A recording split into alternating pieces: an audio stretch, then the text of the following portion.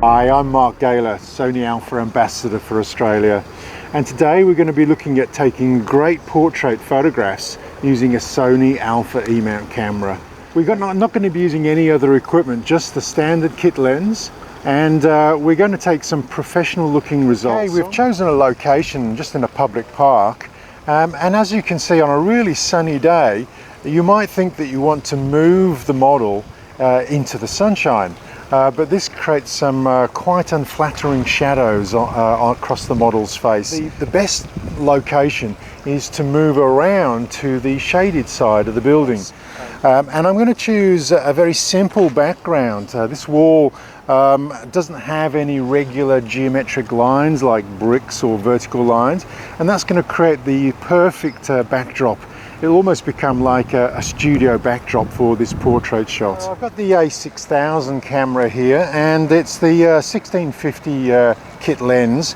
Now, just a couple of the settings. If you're really new to the cameras, then you can't go far wrong if you've got the auto or auto setting on the top of the mode dial there.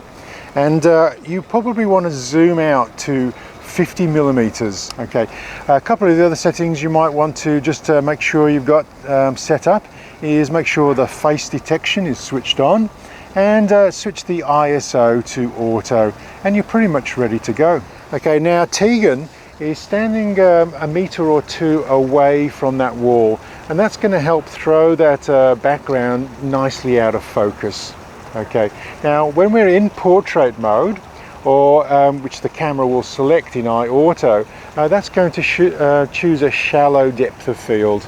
So let's just take a couple of shots. If you're working with very shallow depth of field, is just press the center button, press and hold that center button, and what you're going to get is you're going to get what's called IAF.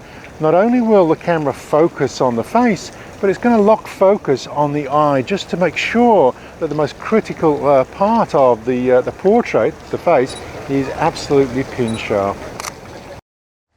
The Sony Alpha cameras have very large sensors. The A6000 and 5100 have APS-C sensors, and what this enables us to do is to drop the background into a pleasant blur behind the subject, which is pin sharp. Probably the best portrait lens that we can use on the A6000, 5100 cameras is to use the 50mm lens.